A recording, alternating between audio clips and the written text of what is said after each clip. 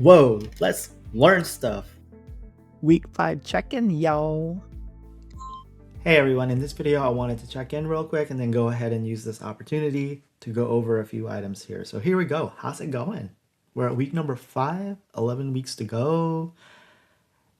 If you're feeling a little overwhelmed, unsure, or even frustrated right now, that's actually what I want to talk about. We have a lot going on in our courses, especially with the group work and consulting work.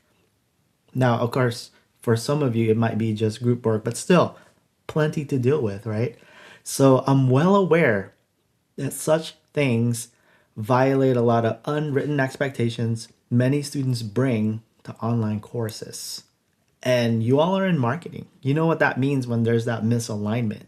It means that there's going to be dissatisfaction, stress, and all that not so good stuff. Now, fortunately, in your courses with me, I'm violating some of these common expectations of online classes on purpose because I care more about preparing you for real work than making everything feel easy. So I'm not saying that these expectations are wrong, just that these courses are intentionally designed a little differently. So let me talk about those 6 items. Number 1, online equals more passive than in person. Yeah, I get it.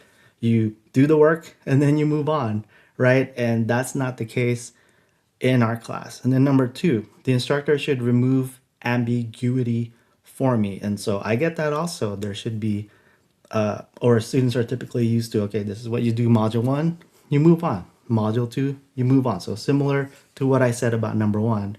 But in this case, you all are working with clients, working with a marketing problem that's not been set at the very beginning of the course. It's up to you to figure that out by connecting with your clients. And then maybe you're not even sure how to do consulting work. And so that's all part of the learning process. And then group work online should be minimal or optional. Yeah, this one, I get it. I myself, in my doctoral level courses, I've been in teams where 1 or 2 team members just didn't do the work. And you know what happens with that, right? Everybody else picks up the slack. But here's the thing. In my 2.5 decades of working in industry and higher education, there a lot of things require group effort. So think about you becoming a manager someday, or if you're already one, or if you want to run your business and you have employees. That's how it's going to work. You're going to work in teams to figure out some kind of research problem or marketing problem. And so now's a good time to learn how to navigate that within the confines of a course. So in the future, when you encounter something similar, you'll be like, oh yeah, I know how to handle this. This is what I did in Ragus's marketing class. All right, number 4, online courses should be efficient, not demanding. Yeah, right. Related to number 1 and number 2, it's like you get the work done. Like this is how you do module 1, this is how you do module 2, and you move on. But see, I present you with a problem from week 1, and then you have to spend all semester trying to resolve that, and it remains unresolved until you get to the end of the semester, and that could feel just not right in many contexts. And then number 6, grades are the main signal of success. So yeah, I get it. Students are used to collecting points, and when I'm more interested in growth, there's going to be a clashing that's happening, right? Because students are like, well, I'm not even sure what I'm doing. So why am I getting full credit for what I'm doing, even as I have all these feedback and comments that say otherwise? Well, that's all part of the process. I am coaching you through this so that even as you're completing the work and it's not quite perfect, I'll give you full credit for it so you don't stress out about that aspect, but you continue to grow because you refine as you're learning throughout the semester. So yeah, if at any point you're thinking, am I doing this wrong? The answer is probably no. You're just doing something new. So let's reframe our thinking. Number 1, the confusion isn't failure. It's learning in progress.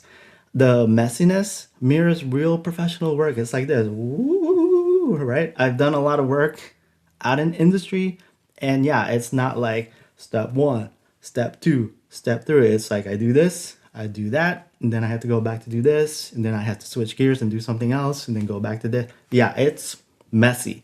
And then number three, you're not supposed to have it all figured out immediately.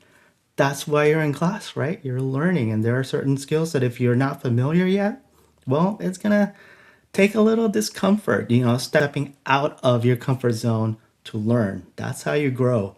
And then struggle, it doesn't mean low quality. So this is part of my research that I've done. Yeah, a lot of students feel like this type of experiential learning and active learning is just not right. And so this course sucks. And I just want us to reframe our thinking and just say, like, okay, we're here right now. It's messy, but it's all good stuff because in the long run, this actually leads to better outcomes. And then lastly, support is still there, even if answers aren't handed to you.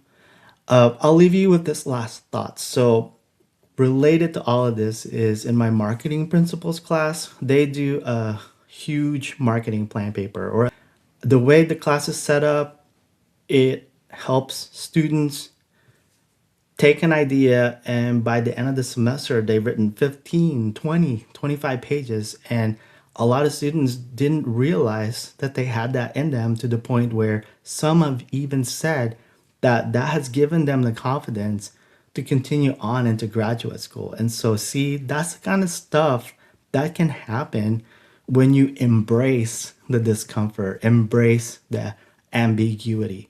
So, on that note, that's all I got. So, please, as always, feel free to reach out if you have any questions.